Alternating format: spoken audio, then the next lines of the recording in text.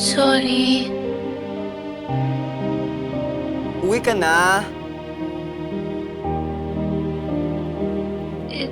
Dito naman ako nakatira. Di naman ikaw si Vanice. Ah? Anong ibig mong sabihin? Ako si Venice. Kahit bingit ka. Si Vanice, di bingit.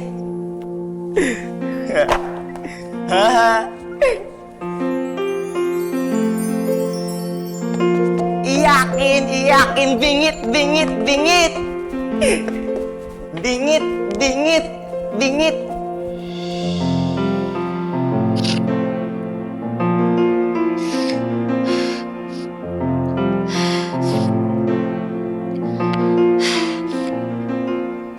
Hindi ako mapaperte. Kailangan kong gawin ito ng maayos para kay nanay. Para sa paggamot ni nanay. Kaya ko to. Kaya ko to.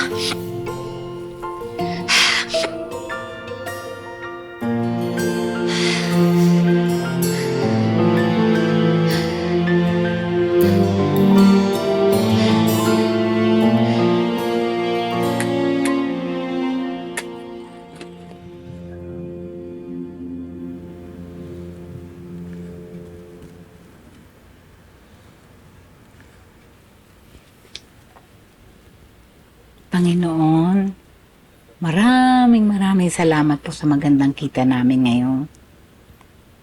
Kayo na rin po sanang bahala sa pamilya ko, ha? At saka si Tata po, sana iligtas po siya dun sa mga palma. Alam ko naman pong hindi niyo kami pababayaan. Maraming salamat po.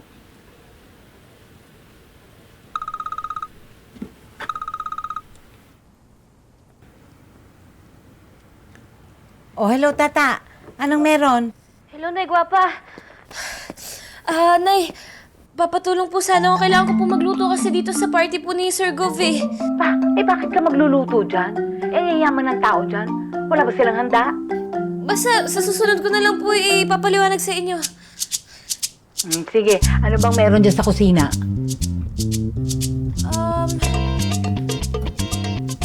Meron pong mga gulay. May chicharon, may laman loob, may baboy. Tapos meron din pong pansit kaso unti lang po yung pansit at Mickey. Meron din pong buko. Gagamitin po ata nila sa fruit salad. Buko? Teka nga po, check ko kung may kaldo.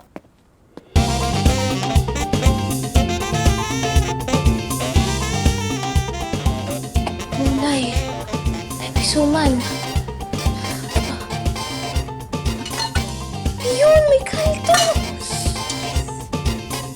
Nay! Nay! Meron pong kaldo! Ano po gagawin ko? Batchoy na lang lutuin ko? Alam ko na. Magluluto ka ng batchoy na may buko. Batchoy na may buko? Ha? Ano po yun? Oo. Uy, natikman ko yun sa lola mo. Napakasarap nun. Yun ang gagawin mo, ha? Tudluan ka ta.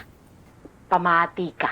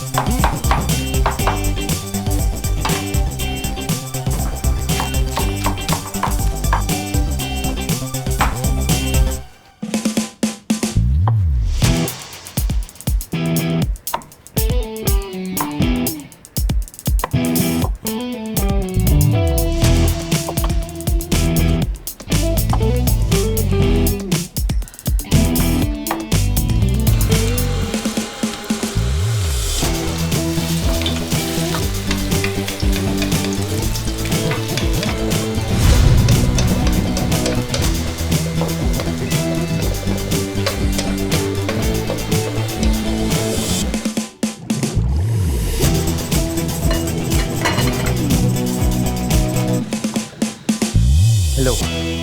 Pakidala lahat ng pagkain dyan sa commissary. Bilis! Where is she? Pinalayas ko. What? Hindi naman niya nagagawa yung inuutos natin sa kanya, hindi ba? Doon siya nababagay, doon sa batchoy ang kung saan natin siya pinulot.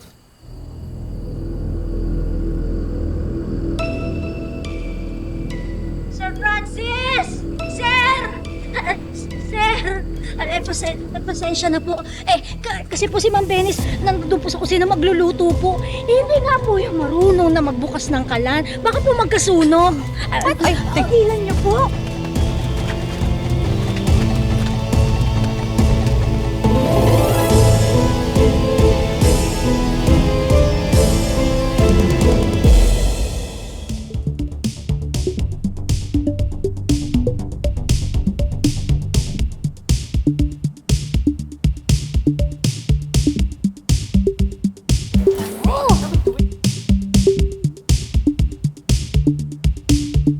Dagdagan niyo pa po. Yan. What are you doing here? Hindi ba pinalayas na kita? Ma'am, nagluto po ko ng pwede pong ihain sa party po ni Sir Goff. What did you even cook? Batchoy po. Talaga? Dinala mo dito sa mansyon itong cheap recipe ninyo ng batchoy na binebenta ninyo sa palengke? Ma'am, naku, hindi po cheap yan. Recipe pa po yan ng lola ko eh. Sir Francis, sana mabigyan niyo pa po ako ng isa pa pong chance.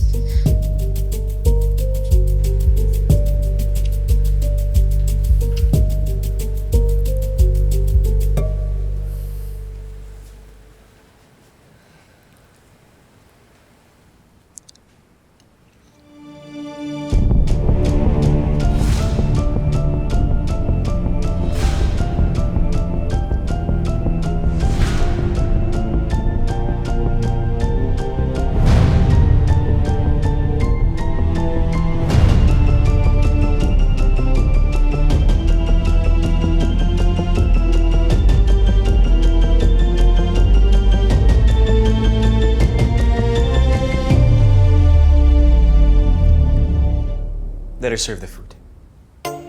Matagal pa bago dumating yung pagkain.